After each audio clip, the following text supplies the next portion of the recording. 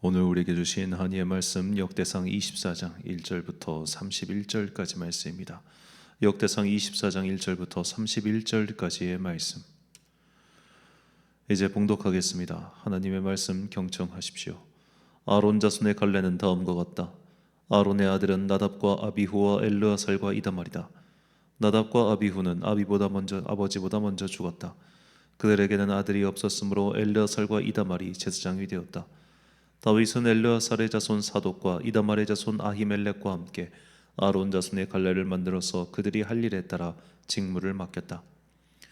엘르아살 자손 가운데서 족장이 될 만한 사람이 이다말 자손에서보다 더 많았으므로 엘르아살 자손을 그 가문을 따라 16족장으로, 그리고 이다말 자손은 그 가문을 따라 8명의 족장으로 나누었다.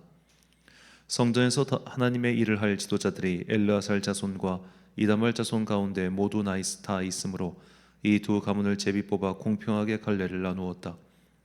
레위 사람 느다넬의 아들 서기관 스마야가 왕과 지도자들과 제사장 사독과 아비아달의 아들 아히멜렉과 제사장과 레위 사람 가문의 지도자들이 지켜본 앞에서 엘르아살과 이다말 가문 가운데서 한 집씩 제비를 뽑아 그들의 이름을 기록하였다.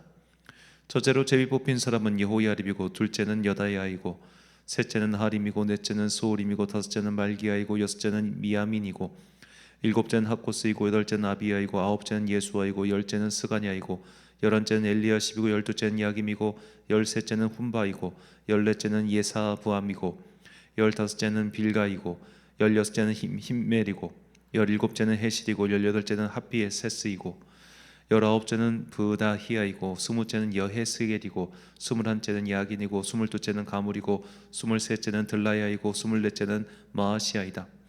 그들은 하는 일에 따라 주님의 성전에 들어가서 주 이스라엘의 하나님께서 그들의 조상 아론을 시켜서 지시하신 규례대로 직무를 수행하였다. 나머지 레위 자손은 아므람의 자손인 수바엘과 수바엘의 자손인 예드야와 르하베아의 가문에서 족장 르하바의 자손인 이시야와 이스라의 가문에서 슬로못과 슬로몬의 자손인 야핫과 헤브론의 아들 가운데서 맏아들 여리오와 둘째 아마랴와 셋째 야하시엘과 넷째 여가무함이고, 우시엘 자손인 미가와 미가의 자손인 사밀과 미가의 아우 이시야와 이시야의 자손인 스가랴와 무라리의 자손인 마흘리와 무시이다. 또 야하시야의 아들인 분노가 있다. 무라리의 자손 야하시야 가문에 분노와 소함과 사꿀과 이브리가 있고, 마흘리 가문에는 엘르아살이 있다. 엘르아살에게는 아들이 없다. 기스 가문에 기스의 아들 여라무엘이 있고, 무시의 자손으로 마흘리와 예델과 여리못이 있다. 이들이 가문별로 등록된 레위 자손이다. 이들도 그들의 친족인 아론 자손과 마찬가지로 다윗 왕과 사독과 아히멜렉과 제사장과 레위 사람 가문의 족장 앞에서 제비를 뽑았다. 가문의 종가이든 가장 작은 집이든 공평하게 제비를 뽑았다. 아멘. 목사를 키우는 성도란 제목으로 하나님의 말씀 선포하겠습니다. 제가 신학생 시절에 한 교수님께 들은 잊지 못할 이야기가 있습니다. 어떻게 해서 한 명의 설교자가 만들어지는가? 바로 그 교회에서 가장 연로하고 또 권위 있는 장로님이 미숙하고 떨리는 음성으로 설교를 전하는 그 전도사의 선포에 아멘으로 응답할 때 비로소 그 미숙한 설교자는 한 명분의 몫을 하는 그런 설교자가 된다는 말이었습니다. 사실 이것은 굉장히 중요한 그 신학적 과정을 담고 있습니다. 우리는 설교를 하나님의 말씀이라고 믿고 받아들이죠. 하지만 설교자는 인간입니다. 어떻게 인간의 말이 하나님의 말씀으로 변화되는 것일까요? 그것은 설교를 전하는 그 설교자, 소위 말해 메신저가 특별한 능력치를 가진 인간이라서 그렇게 되는 것이 아니라, 어떤 메신저이든지 그 메신저에 대해서 선포되는 말씀을 아멘으로 받아들이는 그 성도의 믿음이 인간의 말을 하나님의 말씀으로 변화시키는 겁니다. 이게 성만찬의 신비죠. 자, 성만찬은 이 빵과 포도주라고 하는 물질 자체가 예수님의 몸과 피로 변화되는 겁니까? 그걸 이제 그렇게 변화된다고 생각하는 게 화채설이죠. 이거 자체가 정말 하나님의 주님의 몸과 피다 해서 그들은 따로 성체 보관소를 만들어서 거의 저장해 두지 않습니까? 우리는 그렇지 않습니다. 우리는 성령 임재설을 믿습니다. 하나님의 성령이 여기 임재하신 거예요.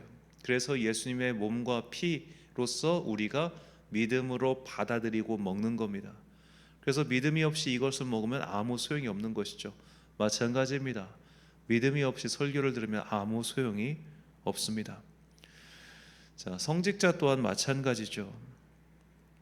성직자는 단순히 신학교를 졸업하고 목사 시험을 통과한다고 해서 다 되는 것이 아닙니다. 반드시 교회의 사역자라는 훈련 과정을 통과해야죠. 단순히 말하면 실습의 과정을 거쳐야 하는 것이고, 본질적으로 말하면 성도들에게 인정을 받아야 한다는 겁니다. 그렇기에 목사를 만드는 것은 성도입니다. 수준 높은 목사가 성도들의 수준을 높은 것으로 이끌어주는 것보다 사실은 수준 높은 성도가 수준 높은 목사를 만든다는 말이 더 타당합니다. 왜냐하면 목사는 어쩔 수 없이 성도의 수준에 맞춰서 설교할 수밖에 없기 때문이에요. 아주 극단적인 예를 하나 든다면, 모든 교인이 재물과 건강 문제에만 관심을 가지고 있을 때 다른 주제의 설교를 하면 어떻게 될까요? 성도들이 회개하고 돌이킬 것 같습니까? 그렇지 않습니다. 왜 자꾸 그런 내용만 말하냐고 엄청난 압박이 들어옵니다. 그래서 의외로 설교자들은 강대상에서 자기가 정말 하고 싶은 말씀을 전하지 못하고 성도들이 듣기 원하는 말씀만, 소화시킬 수 있는 수준의 말만 전하게 되는 경우가 훨씬 많습니다. 그 설교자가 사꾼이라서 그런 게 아닙니다. 성도들이 딱 자기 수준에 맞는 설교자를 원하기 때문이죠. 앞으로의 시대는 더욱 그렇게 될 것입니다. 이제 성도들은 예언자 같은 설교자를 원하지 않습니다. 자기 귀에 좋게 들리는 자들을 찾습니다. 겉으로는 경건한 척하면서 사실은 내가 원하는 말을 대신 해주고 나를 지지해주고 나를 위로해주는 말만 듣기 원하지요.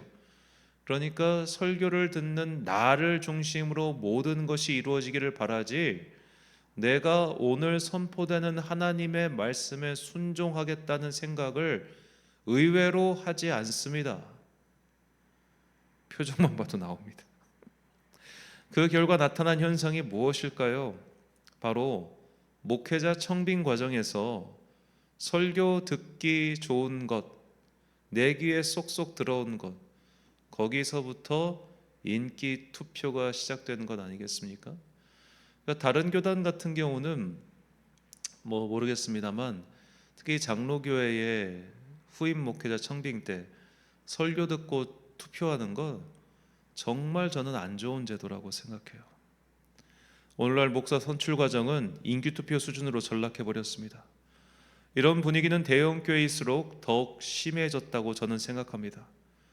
왜냐하면 대형 교회는 교회 안에 더욱 많은 목사들의 설교를 듣고 있기 때문이죠. 바로 부교역자들의 설교입니다. 부교역자가 여러 명인 경우, 특히 수요일이나 금요일에 설교 잘하는 부목사가 이번 주 보니까 A 목사님이네, A 목사님은 설교 잘하시는 분이니까 교회 가야지. 이번 주는 B 목사님이네, 에이 B 목사님은 설교 잘 못해, 이번 주는 집에 있어야겠다. 이렇게 생각하는 성도가 많을까요? 적을까요? 저는 출석 인원 차이가 2배 나는 것도 봤습니다. 목사가 설교를 잘하면, 특히 이제 부교역자일 경우에는 진짜 대놓고예요. 대놓고. 부교역자가 설교를 잘하면 오늘은 수요일 날 교회 가볼까? 금요일 날 교회 가볼까? 주일 저녁에 교회 가볼까? 이게 대놓고 분위기가 형성되고, 설교가 좀 약해요. 부족해요. 그러면 오늘은 그냥 집에 있자. 이게 정말 만연합니다. 분위기가. 도대체 설교를 잘한다는 건 무엇일까요? 저도 지금까지도 모르겠습니다. 바울도 그가 설교할 때 힘이 없다고 교인들이 평가절하했습니다.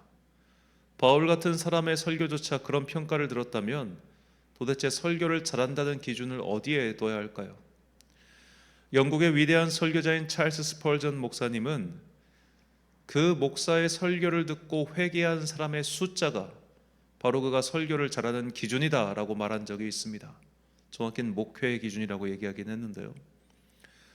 지금 내 설교를 듣고 몇 명이 회개했는지를 어떻게 합니까? 근데 옛날에는 이 집회 끝 무렵에 오늘 회심하신 분 앞으로 나오세요 하는 그 초청의 시간이 있었어요. 그러니까 대충 그날 집회에서 몇 명이 회개했는지가 통계적으로 잡혔어요. 근데 요즘 날 그렇게 어떻게 합니까? 주일 예배 때 설교 듣고 회개하신 분 손 드세요 해가지고 숫자 세서 오늘 내가 설교 잘했구나, 숫자가 적게 나오면 못했구나, 이렇게 할 수 있겠습니까? 엄밀히 따지면 다른 사람의 설교를 객관적으로 평가할 수 있는 기준은 매우 빈약합니다. 설교학에서조차 다른 이의 설교를 평가하는 시간이 있긴 하지만 그 평가 기준이 사실 웅변 평가와 크게 다르지 않습니다. 원고를 다 숙지했는가, 논리의 전개가 탄탄한가, 설교자의 자세는 흔들림이 없는가, 딱 이 수준까지입니다. 왜냐하면 그의 설교가 회중에게 어떤 반응을 일으키는지, 성령님께서 그를 통해서 어떤 역사를 일으키실지를 짐작할 수 없기 때문에 딱 여기까지만 평가하는 거예요. 그러니까 사실 여러분, 신학은 공부하면 공부할수록 하나님 앞에서 겸손하게 됩니다. 왜냐하면 더 큰 하나님의 신비로 들어가면 들어갈수록 내가 말하고 평가할 수 있는 부분은 줄어들고 하나님의 신비에 온전하게 자신을 맡기게 되기 때문이죠. 저는 예전에 인기 있는 부목사에게는 설교 기회를 많이 주고 인기 없는 부목사는 설교 기회를 주지 않는 그런 교회에서 일해 봤었습니다. 이런 게 왜 생겼을까요? 성도들이 원하기 때문입니다. 자기들도 어렵게 시간 내서 교회 갔는데 하필이면 그 설교 못하는 분이 올라오셔서 자기들도 귀가 힘들다는 거죠. 그러다 보니 교회 안에서 어느샌가 설교 못하는 목사는 속된 말로 쩌리치고를 받게 되었습니다. 이것은 크게 잘못된 방법입니다. 무엇보다 이런 식으로는 한 명의 설교자를, 한 명의 목사를 온전히 키울 수가 없습니다. 서도에 말씀드린 것처럼 한 명의 설교자는 그의 미숙함에도 불구하고 성도들의 인내와 사랑과 섬김으로 만들어지기 때문입니다. 바꿔 말하면 성도들을 통해서 나타나는 하나님의 은혜를 경험함으로써 미숙한 설교자가 성숙한 자로 변화되는 것이죠. 그래서 훌륭한 목사가 훌륭한 성도를 만드는 것보다 훌륭한 성도가 훌륭한 목사를 만들고 다시 그 훌륭한 목사가 훌륭한 성도를 키우는 이런 믿음의 선순환이 일어난다고 저는 생각합니다. 특히 부교역자라고 하는 시스템을 거쳐야 되는 현재 한국교회 특성상 먼저 훌륭한 성도가 있고 그 다음에 훌륭한 목사가 만들어지는 것이죠. 오늘 본문은 성전에서 일하는 제사장의 반열을 뽑는 과정을 전해주고 있습니다. 어제 말씀드렸다시피 그 2만 명이 넘는 사람들이 한꺼번에 성전에서 일할 수는 없잖아요. 그래서 일하는 순번을 정한 겁니다. 오늘 본문이 그 당번 뽑는, 그 순서를 뽑는 과정을 보여주죠. 본문 5절과 31절 말씀입니다. 이에 제비 뽑아 피차에 차등이 없이 나누었으니 이는 성전의 일을 다스리는 자와 하나님의 일을 다스리는 자가 엘르아살의 자손 중에도 있고 이다말의 자손 중에도 있습니다. 이 여러 사람이 다윗 왕과 사독과 아히멜렉과 제사장과 레위 우두머리 앞에서 그들의 형제 아론 자손처럼 제비 뽑혔으니 장자의 가문과 막내 동생의 가문이 다름이 없더라. 아멘. 자, 아론의 후손 가문 중에서 모든 사람이 차별 없이 평등하게 그 직무를 맡게 되었습니다. 자, 이게 얼마나 대단한 일인지 앞서 오늘날 교회 현실에 비추어 생각해 봅시다. 유력한 가문이 일을 더 많이 맡을 수 있었습니다. 또는 백성들에게 더 친숙하고 더 훌륭하고 더 능숙해 보이는 제사장이 좀 더 일을 하기를 원했을 수도 있습니다. 그러니까 이 제사장의 직무는 서로 하고 싶어하는 일이었지 서로 하기 싫어하는 일이 아니었다는 것이죠. 그런데 이 모든 직무를 평등하게 나누었습니다. 초보자도 숙련자도 능숙한 자도 능숙하지 못한 자들도 모두 동일하게 한 번씩 근무에 들어가게끔 편성을 한 것이죠. 이것은 분명히 쉬운 일이 아니었을 겁니다. 권력이 있는 가문은 한 번이라도 더 제사장을 하고 싶었겠죠. 어느 시대나 대중 앞에 서는 자들이 권력자이므로 그들은 내가 한 번이라도 더 하기를 당연히 원했을 겁니다. 더구나 우리가 숫자도 더 많지 않니? 그런 생각도 했겠죠. 그리고 대중들도, 회중들도 그 미숙하고 느려 터졌고 이런 사람이 제사장 하는 것보다 능숙하고 재빠르고 뭐든 잘하는 사람이 계속하면 더 편하지 않았겠어요? 하지만 이런 식으로 유력한 자에게는 기회를 더 주고 미약한 자들은 뒤로 처지게 만드는 것은 하나님의 방법이 아니었습니다. 이것은 다윗이 이미 아말렉과 전투 후 이루어진 조치를 통해서 보여줬죠. 사무엘상 30장 24절과 25절 말씀입니다. 이 일에 누가 너희에게 듣겠느냐? 전장에 내려갔던 자의 분깃이나 소유물 곁에 머물렀던 자의 분깃이 동일할지니 같이 분배할 것이니라 하고, 그날부터 다윗이 이것으로 이스라엘의 율례와 규례를 삼았더니 오늘까지 이르니라. 아멘. 자, 아말렉을 추격할 때 체력이 좋은 400명은 그대로 달렸고 체력이 떨어진 200명은 남았습니다. 하지만 전리품은 전투에 참가한 인원이나 그렇지 않은 인원이 동일하게 분배를 받았습니다. 약하다고 해서, 미숙하다고 해서 유능한 자에게 기회를 더 자꾸 줘서 그를 더욱 강하게 만드는 것은 하나님의 방법이 아니라는 겁니다. 분명히 조직을 운영할 때 능력 있는 자에게 일감을 몰아서 더 좋은 결과물을 얻는 것이 일반적이죠. 그러나 이것은 약육 강식의 세계관에 입각한 방법입니다. 약한 자는 도태되고 강한 자만 살아남는 방식이죠. 하나님께서는 우리가 이런 세상 만드는 것을 좋아하지 않으십니다. 미숙한 사역자들에게도 기회를 동일하게 줘야 합니다. 그리고 성도들은 비록 그 시간이 불편하고 힘들지라도 인내하며 자신들의 순종과 특히 믿음의 아멘을 통해 한 명의 성숙한 사역자가 만들어진다는 것을 잊어서는 안 됩니다. 하나님께서는 사람을 그렇게 키우십니다.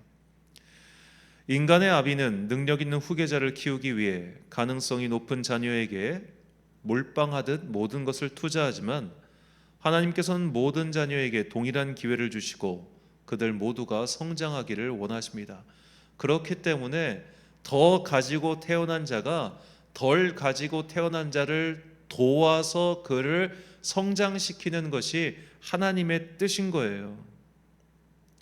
진정한 부모는 가능성이 낮은 자녀 또한 사랑하기 때문에 그를 돌봐줍니다. 그렇다면 하나님의 자녀로 부름받은 우리 또한 약한 자, 미숙한 자에게도 동일한 기회를 줘야 되지 않겠습니까? 주님께서는 바로 그런 자들을 더 신경 쓰기 위해 이 땅에 오셨다고 분명히 말씀하셨습니다. 누가복음 5장 31절과 32절 말씀입니다. 예수께서 대답하여 이르시되 건강한 자에게는 의사가 쓸데없고 병든 자에게라야 쓸데있나니 내가 의인을 부르러 온 것이 아니요 죄인을 불러 회개시키러 왔노라. 아멘. 사랑하는 천안광성교회 성도 여러분, 그리고 이 새벽을 함께 깨우고 계신 귀한 주님의 자녀 여러분, 우리는 비정한 세계에서 살고 있습니다. 그래서 능력 있는 자들이 독식하는 것을 그리 이상하게 여기지 않지요. 하지만 기회조차도 능력에 따라 차등적으로 주어지는 것은 옳지 못합니다. 미숙한 사역자를 참아 주십시오. 여러분의 인내와 헌신이 한 명의 사역자를 훌륭한 자로 키우느냐, 그렇지 못하느냐를 결정합니다. 특히 미숙한 부교역자의 설교를 더욱 힘차게 아멘으로 응답해 주십시오. 그래야 그 사람이 성장합니다. 성전의 근무자들은 모두 동일하게 근무의 기회를 얻었습니다. 우리는 독식 사회에 너무 익숙해져 버린 나머지 교회에서도 그런 일이 일어나는 것을 이상하게 여기지 않습니다. 하지만 이런 일은 하나님 나라의 방법과 맞지 않습니다. 이것은 목회자와 성도 사이뿐만 아니라 모든 인간관계에 적용될 수 있습니다. 나는 혹시 능력 있는 자만을 원하고 능력 없는 자가 도태되는 것을 너무 당연하게 여기고 있지는 않습니까? 우리의 참부모이신 하나님께서는 능력 있는 자녀와 능력 없는 자녀를 동등하게 대우하십니다. 적어도 기회마저도 차등을 두시지 않습니다. 아니, 하나님께서는 능력 없는 자를 오히려 우대하시고 그에게 한 번 더 시선을 주시는 따뜻하신 아버지이십니다.